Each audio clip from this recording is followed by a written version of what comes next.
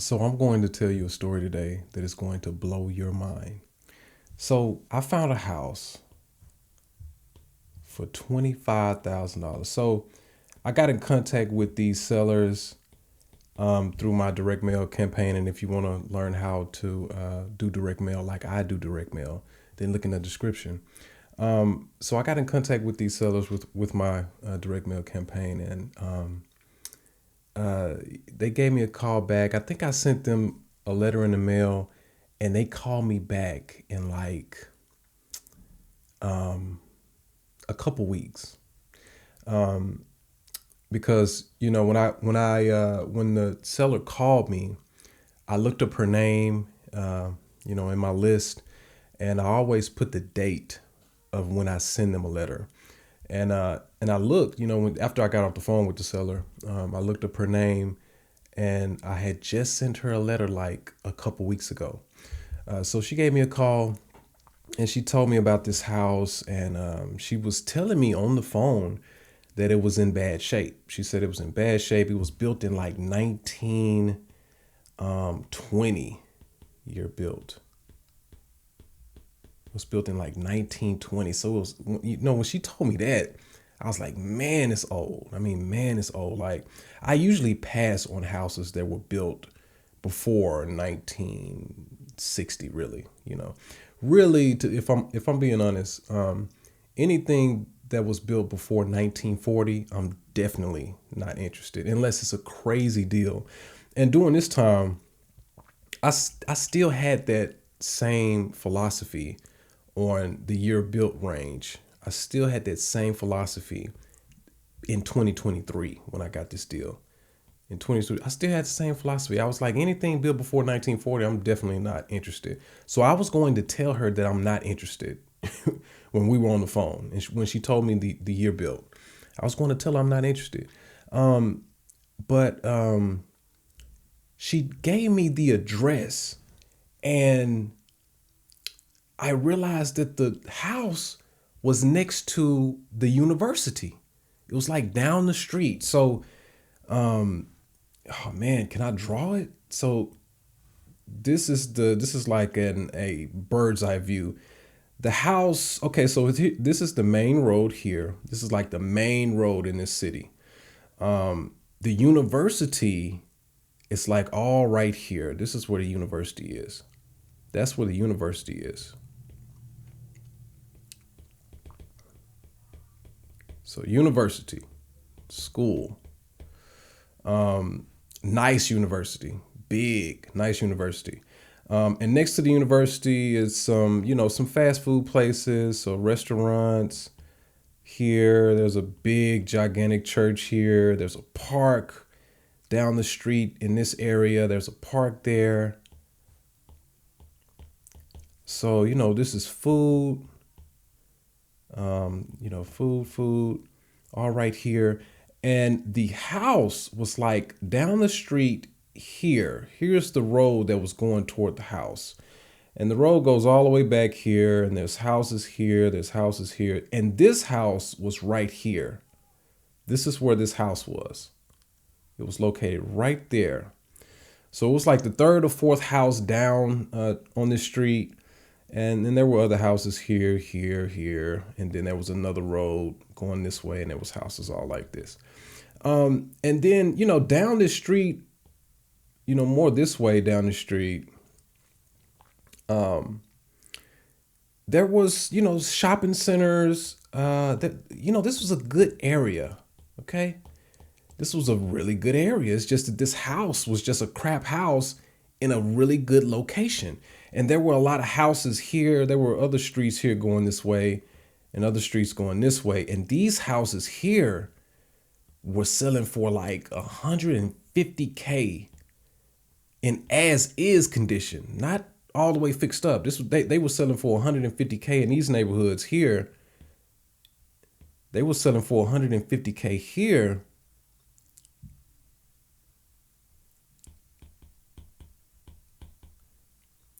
As is condition, selling. And I mean, these houses here in this area right here, They were built in like the 1950s to the 1970s. So, so they were, newer models compared to this property right here. This was built in 1920, and so were the other houses in this area as well. They were all built in like the 1920s and 1930s. But some of them were fixed up. Some of them were fixed up because guess who was staying in these fixed up houses? College kids. They were renting these houses here that were fixed up by, homeowners and landlords who already had houses in this area. So when the seller gave me the address to this property, I was like, at first I was like, man, I know that street. I'm familiar with that street. So I, did a quick search on Google, and I looked at the area and I was like, man, this house is in a great area. So even though I do not like to look at houses this old, I told the seller, I said, look, I'm interested. I'm interested. I would like to come see it. So I went and saw the house, and the house was in terrible shape. I mean, it was just an old wreck. It was just, the house was probably 905 square feet or something like that. It was 905 square feet. The condition of it was it was a B. Not a B. I'm sorry. It was a D. So it was in D condition. 900 square feet, D condition. Let's see what else about that house. There was one plus about the house that I liked, and that was it was sitting on a quarter of an acre. It was sitting on a quarter of an acre, which was really big compared to the other houses around it. These other houses were sitting on like 12 acres, 0.16 acres. This house had the biggest lot. Like it sat on the biggest lot in this area, on this street. That's one thing I liked about it. I was like, man, there's a lot of land here. Small little tiny house. And it was an old broke down house. I mean, the house was livable in the eyes of the sellers. It was livable to them. They just had someone move out of the house. And I couldn't believe that somebody was staying in this house. I mean, look, it had the flooring in it. I mean, you could live in it technically. You can live in the house, but what I call live-in condition is like, respectful. You know what I'm saying? Being respectful of the people who are living in there. I mean, making sure it's clean, there's no mold. But see, this house had mold in it. So there was mold in this house. It needed a new roof. I mean, it needed siding. It needed everything. It needed everything. So when I looked at the house, I was like, okay, these people want $25,000 for the house. And I was like, man, it would probably sell for. So I looked in the area and I couldn't really get a good reading on what it would sell for because these other houses were bigger than this house. These other houses in the neighborhood here, they were all built around the same time, but they were bigger. But I was like, okay, that's, so I couldn't find anything that was 900 square feet to compare this property to. And if I did see one that was 900 square feet, it was on down the street here, and it was a newer built home, like a 1960, 1971. So I couldn't find any good comparables. But I understood that being so close to this university,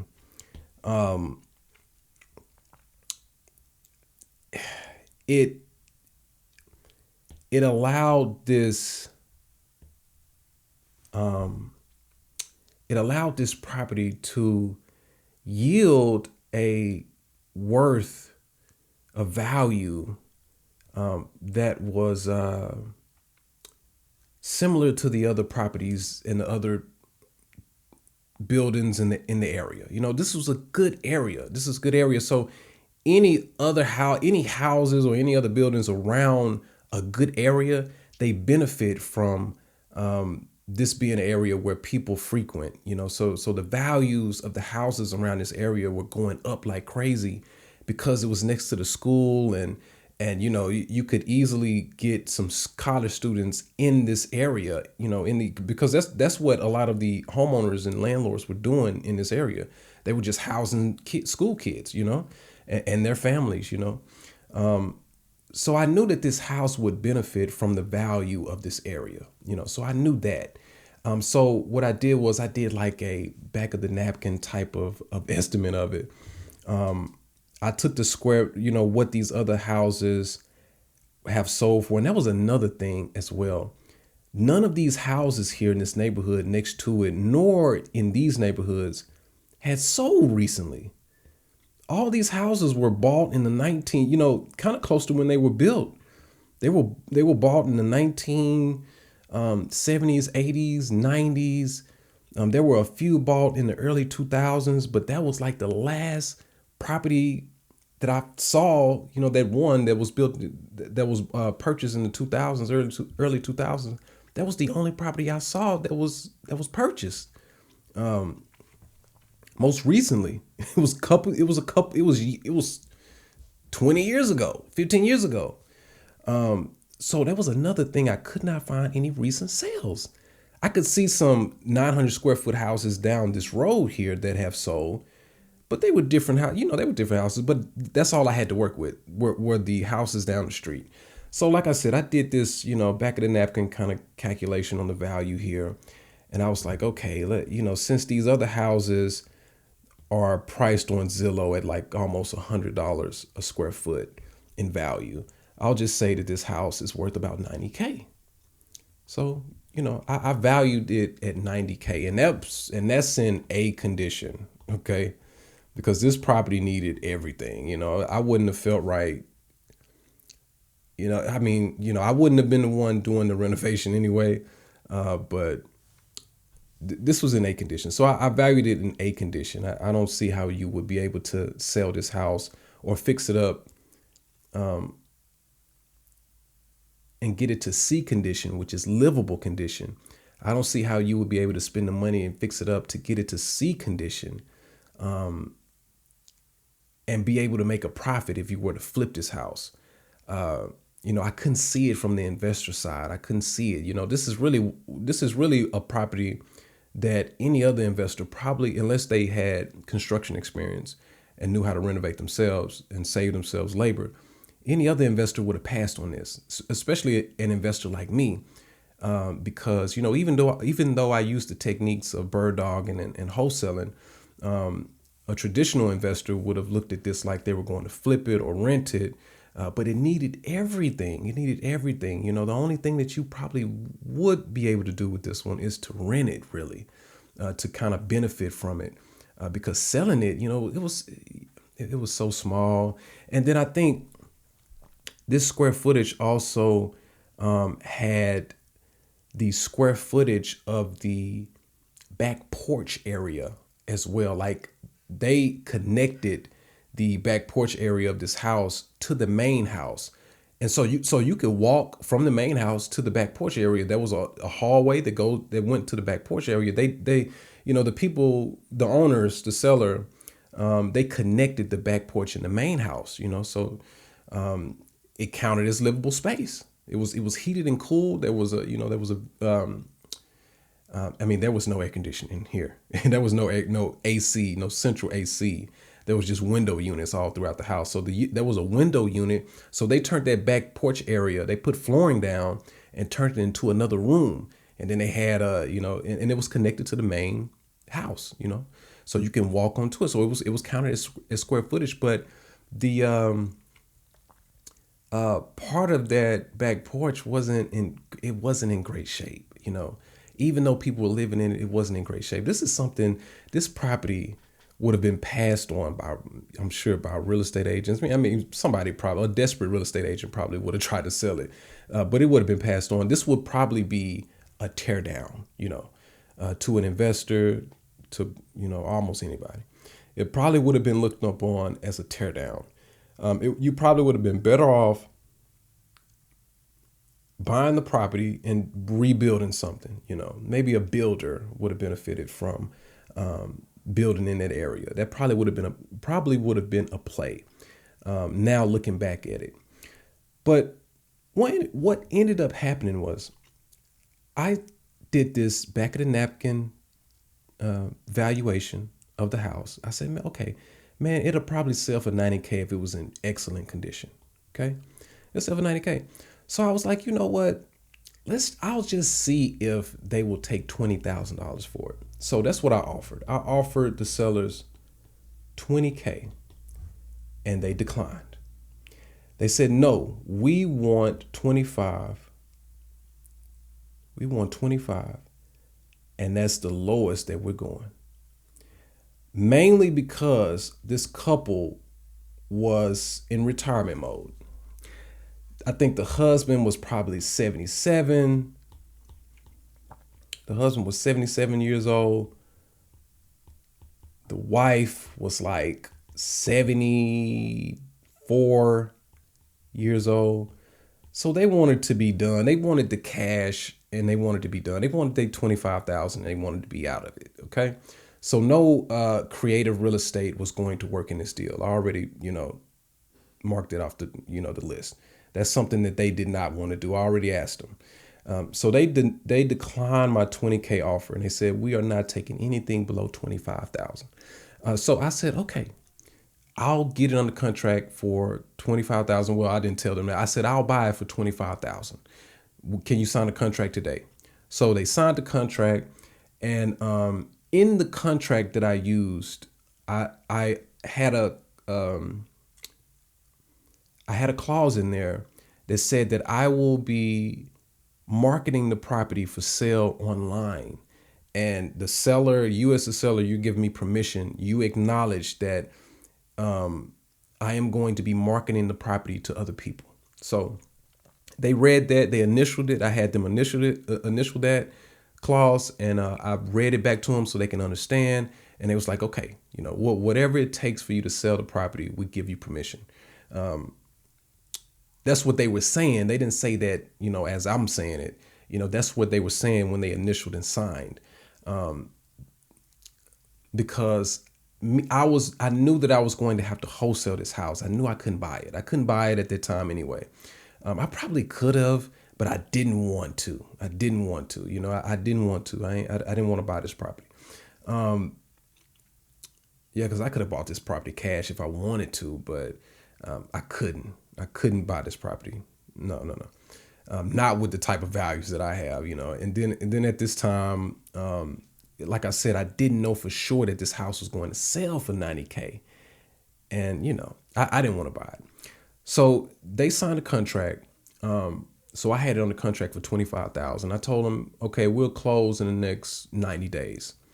And that was crazy. When I told them 90 days, because I knew it was going to take me a while to convince someone to try to buy this property from me. I knew it was going to take a while. So with the house being in such bad shape as it was, I said, can you guys give me 90 days to get my financing together or find another buyer for it, someone to team up with me to buy it. And they was like, okay, that's fine. Because they weren't in a rush. They weren't in a rush. They did want their money, but they weren't in a rush. And they would rather take a chance on someone they trusted, because they trusted me for some reason. These people really liked me. They were older people, and I'm not telling the full story because I'll be here all day. We talked for a while. When I went and saw that property that day. We talked for a while, hours. We were just talking and laughing, and we were just cracking jokes, and we was just just being really, really friendly with them, and they loved me for some reason. So whatever I wanted to do, they were down for it. They were down with it. They was like, okay, 90 days, that's fine. Okay, just take your time, do whatever you need to do. We just want to get our 25,000. That's all they wanted. So later that week, I told a couple investors about the house, and I had a guy come by. I showed a guy, we went and saw the house together. He was an investor that I haven't worked with before. He was like a new investor, but he he was really ambitious, and he was going to do the work himself. So I didn't call any of my investors that have to hire out labor, because I knew that they weren't going to be interested at all. And I could have missed out on the opportunity by not calling them, because they probably would have looked at this a different way. Maybe they would have tore down this house and sold the land, and but whatever. I didn't contact them because sometimes I hate bothering my investors who do a lot of flips per month, and they have to hire out labor. I hate bothering them with deals that require a lot of work, and we don't really know what the house will sell for. I hate bothering them with all this, with crap. I like for everything to be cut and dry, clean. I like everything to pencil out really clean so they can understand, what they're looking at. So I didn't contact them. I was contacting a lot of little investors who I met, here and there, who said, "Oh yeah, if you get anything, just send it to me." So I was contacting these guys, and they weren't interested. Like I said, I took a couple guys. I took one guy there, and then I took another guy there, and they weren't interested. They was like, "Oh man, maybe if you had it for 20,000, maybe it could work." That's what they were saying. But the sellers, they were not going for 20. I mean, I tried. I tried to call them back again and say, "Man, can you guys? Are you sure you can't do 20? Because we can get this deal locked up today if you can do 20." And they was like, "No, we want 25." So I decided to post the property for sale on Facebook. So I posted it for sale on Facebook, and I got two people who were interested. Two ladies, two older women. They were probably in their 50s and 60s. One lady said that she wanted to come by and see the house, and she came by and saw the house. I showed her the house, and she said that she would just call me back. So she wasn't interested. Now, the other lady, she said that she was very, very, very interested because I had it posted on Facebook for 35K. I had it posted on Facebook for 35K. And I said that buyers pay closing costs. Okay, that's what I had it on. That was my ad on Facebook. 35K. So this woman, the second woman that was interested, she had just retired. She moved here from like Kansas City somewhere, and she just retired, and she got all her money together, and she wanted to buy a house. She just wanted to buy a house outright. She didn't want to pay anything per month. She didn't want a mortgage. She just wanted to buy a house cash. So she came and saw the property, and she loved the property. And I was, at that time, I had this bad feeling about this woman. I had a bad feeling about her. I was like, man, this is just going too perfectly. This is just too perfect. Like, why does she love the property? I mean, you can be honest, I always tell people, when I'm showing people houses or whatever, investors, buyers, whoever, I'm like, be honest, it's not my house, because sometimes people just like to be polite and they don't want to be too rude or whatever, but you have to remind them, like, this is not my house. You can say whatever you want to say, So I told her that. I was like, you really think it looks to you really like this house? And she was like, yeah, I love it. I love the price. I love the area. And the neighbor across the street, there was a neighbor across the street that was really nosy, and she wanted to know what was going on over here, because I was showing this house to several people every week. And I spoke to her a little bit one day. I was showing someone the house one day, and I spoke to her, and she was like, "Hey, what's going on? Are they selling the house? Are you showing the house? I hope you pick someone that's a good. I hope you pick a good neighbor for me." And she was just being real nosy, and this neighbor was outside her house the day I was showing this second woman the house, and they striked up they start talking to each other. They start talking to each other. They had a big long conversation. And the woman I was showing the house to, she was like, yeah, I'm moving in. Yeah, I'm moving in. I mean, she already had moved herself into the house in her mind. She's like, I'm living here. Yeah, so I'll be your new neighbor. She was telling the neighbor that. And I had this bad feeling. I was like, man, this don't usually go like this. And see, this person was the two women that I showed this house to that got in contact with me on Facebook from the Facebook ad. They weren't investors. They were just regular homeowners, just regular, people that wanted to own a home. They weren't investors. So they were planning on living in the house. And that was kind of sketchy, looking at, hindsight. I'm thinking about it now, like,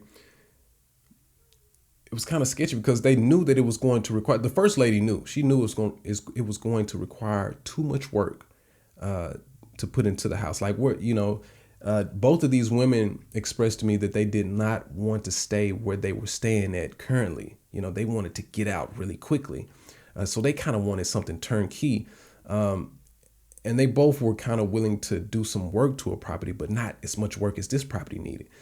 So, this second lady I'm showing this house to, she was just happy about it, talking to the neighbors, saying, I'm moving in and all this. And she, and once she got through talking to the neighbors, she came and talked to me and she was like, okay, where do I sign up? Can we sign a contract today? And I was like, yeah, let's, I want you to sleep on it. That's what I told her. I was like, I want you to sleep on it. I'll give you a call tomorrow and I'll see where you at. I'll see, where you at, because it's going to require a lot of work. I made sure I let her know that you're going to have to get an inspection done and all that is going to require a lot of work because some of these homeowners, these people who are not investors, usually they just buy turnkey properties, homeowners. Investors understand that they understand the risk. They understand that things will go wrong during this renovation. Something may go wrong. They understand the risk, investors. Regular, ordinary people, homeowners, people that don't want to be investors, that don't want to, get into all the particulars of a property, fixing it up and everything. Because she said she was just going to call she asked me if I had any recommendations of contractors. So she didn't know nothing. She didn't know nothing about fixing a house up or anything. And this house needed a lot of work. So I told her to sleep on it. I said, man, this house going to need a lot of work. You may need to discuss it with someone or, something like that. She was like, okay, that's fair. So the next day she called me and she said, you know what? I'm ready. I want the house. So I was like, at that moment when she said I was ready, something in my mind told me, something in my brain was like, bro, you need to pass on her, bro. It's just too good to be true. It's something wrong with this woman. It's something wrong with her, man. Like, do not trust her. I had like that feeling, that it's your intuition. It's like your second nature, your nature, your that gut feeling. It's like I was like, man, there's something wrong with this woman. But you know what? There was another voice in my head was like, man, you need to get this $10,000, man. You need this 10,000 because like just, the month prior, I had just made like $10,000. So I was like, man, you made $10,000 last month. Let's make another 10 this month, man. Come on, let's go. Let's keep it going. So that other voice was like, man, you need to get this 10K. You need to get this 10K. So I was like, okay, let's do it. So we signed a contract. So about a week passed by and she called me and she said that she wanted her cousin to get in on the deal. Her cousin was a realtor or whatever. A real estate agent, new real estate agent at that. And I told her, I said, you know what? We do not need your cousin to get in on this deal. So I appreciate it, but we do not need your cousin to get in on this deal. That's what I told her. Because she asked me, do we need a real estate agent? And I said, you can do what you want, but you do not need a real estate agent. You don't need a real estate agent to close on this deal. You do need to make sure that it's not in the floodplain, and you need to get title insurance. You need to get all this type of stuff. And I was like, look, you may need to go have a consult with a lawyer or something, a real estate lawyer, and they'll tell you what all you need to do. They'll give you a checklist, but you don't need to, because she was so worried about paying commission. She was like, man, I want to use my cousin, but I want to buy this right. But I don't want to pay her a commission. She was like, I don't want to pay her a commission. So why are you presenting her then if you don't want to pay the commission? You got to pay a commission. You know what I mean? You got to pay her for her services. So I was like, man, maybe you should talk to a lawyer or something and get, so you could, because you can close this deal on your own. You don't need a real estate agent. You just have to make sure you do all these things that are required to buy a house to make sure you're covered. You know what I mean? So I was like, you don't need her. And then she was like, okay, well, that's good advice. And so we got off the phone, and then she called me back a couple days later, and she was like, you know what? I know I said that 35K was good, but now I'm thinking I want something lower, because it needs so much work. Can you come down to like, 20K or something like that? I was like, 20K. I said, no, I cannot go to 20K. The lowest I can go is 30K, and then that's it. That's the lowest I can go. And she was like, oh, okay. Well, let me think about it and I'll give you a call back. So when we got off the phone that time, that voice in my head was really going. It was like, bro, I told you, bro. I told you this person, she's flaky. She's sketchy. She's not going to close on this deal. She's not, I'm telling you, this is going to be trouble for you. That's what that voice was telling me in my head. And I was like, man, you're right. I was talking to myself. I was like, man, you're right. Something is wrong with this woman. So I was kind of like thinking about ways I can get out of this deal with her. And so this is what happened next, and this is going to blow your mind. So a couple days later, after she tried to, lower the price and get it down to 20, a couple days later, I get a call from the sellers. The sellers called me, like the wife called me, because I was in main contact with her. The husband was great, but I was in my main contact was the wife. And she called me, she said, hey, there's a lady that came down here to my house, and she said that she was in contract with you to buy our house. And she was like, the lady was trying to get you out of the deal. That this is what the seller is telling, this is what the wife is telling me. She basically said that the buyer, the woman I'm showing the house to, the woman I've been talking to, she went to the seller's house and tried to cut me out of the deal. She understood what was going on, because I told her that the house is not mine. I am an investor, and I am selling the house for a price, and I have the price. I have the house at a certain price with the sellers, the people who actually own the house. So I'm getting the cut out of the deal. I'm getting that spread between what I have the contract for with the sellers, the price I have with the sellers, and the price that I'm selling the house to you for. So I'm getting the spread. So the buyer understood this, because you want to be transparent. You don't want to be sketchy, or you want everybody to be okay with what you're doing. So the seller called me and told me that the woman came to her house and tried to cut me out of the deal. She said that she was going to buy the house from the sellers right now, at the time that she went to the seller's house. First of all, she went to their house. She looked up their house, she looked up who they were, found out where they lived, and went to their house. And she tried to buy the house from them for $25,000, what I had the house on the contract for. And the sellers denied it, declined it. They declined. The seller told me on the phone, she was like, yeah, she tried to come down here and buy the house from us for $25,000, but we told her to get out. They told her to leave. The value of being an honest, good person is, you can't even measure it. You cannot even measure it. These people like me. They love me, really. I think that, these people love me. They like me because I was honest, transparent. I was funny, friendly to them. I was friendly to them. It's not really about being funny. It's just about being friendly to them. I was honest with them, told them exactly what I was doing. I didn't try to hide anything, you know? So they liked me. They loved me, bro. Look how loyal they were. You know what I'm saying? I still respect that to this day. They declined a person that possibly could have gave them the money right then and there. They declined this person because they said no. Whatever Kelvin is doing, we're doing it. Whatever he says we're doing, that's what we are with him. That's basically what they told the seller. So the seller told me, she was like, yeah, she tried to come down here and buy for 25,000. We told her to leave. We're doing what that we doing whatever you doing. That's what she told me on the phone, bro. And I was just shocked, really. Because I was like, damn, these people they don't even know me. They just got something in the mail for me. And mind you, look,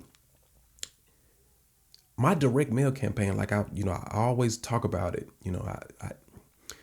I know that I have a course that I'm selling, and in that course, it teaches you how to do direct mail like I do.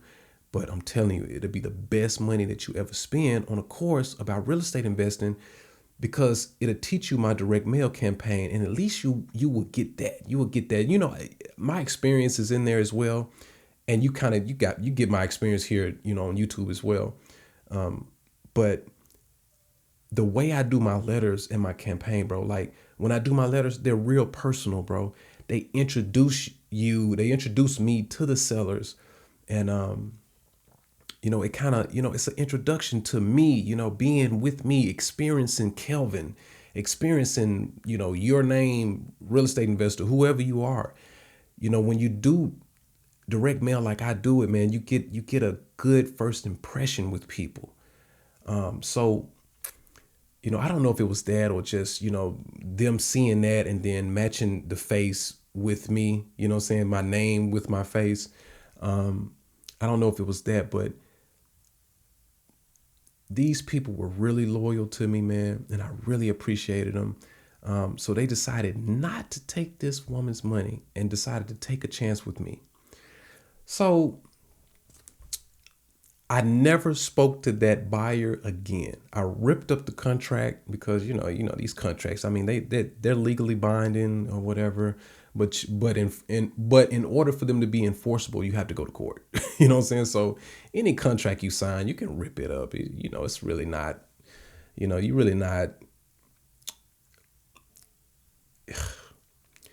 You're really not forced to just do whatever you say you're going to do. And man, I didn't met cash buyers in the past who didn't even read my contract. They just signed it. They was like, okay, what do I sign? And they'll just sign it because they know. I used to wonder why they won't read it. You know what I'm saying? They don't know what's in it. But whatever's in it, they know that you're going to have to go to court in order to enforce whatever's in it. And these cash buyers that I met in the past, they probably looked at me and was like, oh, this guy, he's just trying to make a little bit of money on real estate. He probably doesn't have any money himself, because if he did, he would be doing what we're doing. He would be buying a property himself. So, people can judge. They judge you, and judging. Some people say judging is bad, and you have to judge. Everyone judges. You have to judge, and see that's what those cash buyers I was meeting back in the day. Even some of the cash buyers that I work with to today, today, the cash buyers that I work with today, they all signed contracts from me and never read them. They would just sign it. Where do I sign it? And they'll just sign it because they know that I won't be able to take them to court. And if I do, it'll be, detrimental to me, because I would have to come out, so much money for lawyers and court fees and all that. So they know that I wasn't going to do that. And see, with this lady, I knew she wasn't going to take me to court or anything like that. Because, even though she said she was retired and all that, I was judging her, when I saw her. I was judging her the whole time. I was like, oh, this woman, she's not going to do what she says she's going to do. That's why I had that voice in my head telling me, bro, don't trust her. Don't trust her, bro. She's a liar. She's lying about something. So I knew from that moment. I was like, so I ripped that contract up, and I never talked to her again, never called her back. Conventional thinking would have you thinking that you should call this buyer and, say something to her like, you shouldn't have done that. Why did you go do that? You just disrespected me. That's unprofessional. That's what you think you would need to do, but you don't need to do that. I didn't need to call her. She already showed her face card. She already showed what she's capable of and how disrespectful she is and how unprofessional she is. She already showed it. So there's no need for me to call her and tell her that. So I didn't call her. I didn't get in contact with her. I deleted her number. I'll never talk to that woman again. I'll never see her again, I hope. And even if I do, I mean, that it doesn't mean anything. But I just closed that box, bro. I closed it up, and she's done. And then weeks later, I ended up finding a buyer for this house, and this person bought the house for. So this new person bought it for $30K. So I found another person contacted me on Facebook, younger person. She was like 25 years old, and she bought the house for $30K, and I made $5K. Excuse me. So I made $5K. She bought it for 30. I made $5K. She paid closing costs and everything. So I walked away from this deal with a clean $5K. So I ended up selling the house. Sellers were happy. I was happy. But this situation can happen to you. So that's why you come to channels like mine, so you can learn about this. So you can already see examples of this happening, because people be thinking that, people think that, real estate investing is all like sunshine. It's all good. You're just making money, flipping properties, and you're going home and you're just traveling. You know what I'm saying? You're traveling and you're buying whatever you want. You're making 10K here, 50K here. No, these deals can go crazy. They can go every which way. It can go any which way. You don't really understand. People don't really understand. I don't really see people online on YouTube breaking these deals down like this, and even telling you about their interactions with the sellers and what can go wrong. Usually people just get online and they want to tell you about how much money they made and when everything went right. And even though I did make money here, I could have easily lost money here. I could have not made any money here. I could have got in trouble. That buyer could have stolen this deal from me. You know what I mean? Could have stolen this deal from me. You just have to be respectful, and you have to be nice, and you have to really think. You have to make sure that you have a range. You have to, you have to really, really think and be strategic when you dealing with people, bro. When you dealing with people in these types of situations where they trying to make some money and they need to make money, anytime money and people are mixed in together, man, there's a high probability of things going wrong. So you have to be prepared for that. You got to be prepared for that. You got to make sure you make the right decisions, not calling that buyer and cursing her out or whatever, and just talking, really just telling her about herself that she already knows. Not calling that person and doing that. That was a good strategic decision, not calling that person. One thing that I did wrong was I was thinking about money too much. I had money on my mind. I had that 10K. I was like, oh man, I made 10K last month. I need to make 10K again. That was a fault of mine. That was a mistake that I made. I wasn't using strategic thinking when I made that decision. And see that caused, and see that one mistake of me thinking about money, putting money before value, that made this whole situation almost go left. Made this whole situation almost go wrong for me because I was thinking about money, I should have been thinking about value. This last person that bought this house, the young lady, the 25-year-old lady that bought the house, I could see the value in her. She was really interested. She was really concerned about what the house needed and everything. She had all those signs of a person that knew what they were getting themselves into. And she bought the house, and with her friends, she had some, her friends and her guy friends and her father and I think her uncle and nephew. I mean her dad's nephew. So her uncle, her uncle's son, her father, and then a couple of her friends. They were going to fix this house up themselves. So no labor, no labor. Her father and her uncle, and the uncle's son, the father's nephew, they were in construction. So it was easy for her to look at this and be like, okay, even though this needs a lot of work, I got some people, I got some experts over here. They can tell me what it needs. And, I can get into this. And she was going to the university right here. She was attending this university, staying in an apartment at the time. And her apartment was like across town. This house was right down the street from the university. So there was a lot of value. So she had a lot of value here. That's what I mean by value. She was a for sure buyer. You know what I'm saying? Whatever the house, she had the experts on the team.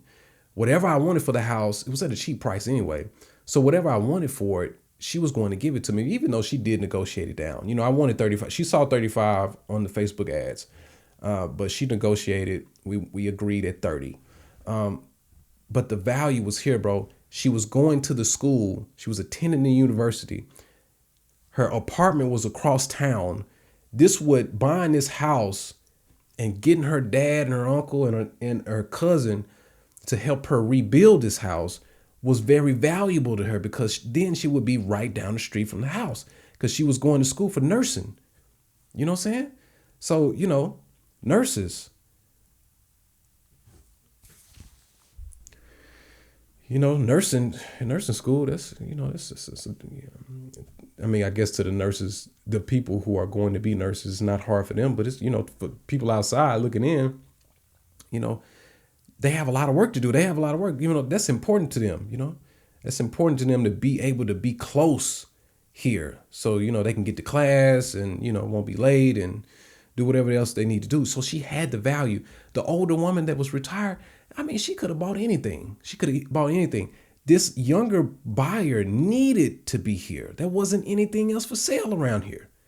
This was the only thing, and it was something that she could take on and use. You know what I mean? She could use. She had everything. She had all the pieces that she needed to make this work. So I should have saw that value. I mean, I didn't know she was coming at the time. I didn't know I didn't know I was going to get her, this person who had these problems. I didn't know that she was, going to come. But she came, and I recognized that value. And I was like, man, from now on, I am going to make sure I make a list of these people first before I decide to go with this person. I'm going to make a list, and I am going to list out their values, these different sellers. I'm going to list who has the most value and potential to buy and close on this house. Who has the most value, So from now on, this is what I do now. You know what I mean? So, that's it. So that's the story.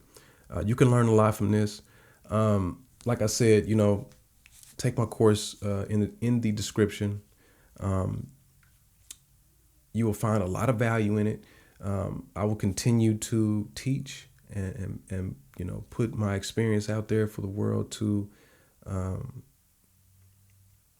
take in. So I'll see you next time.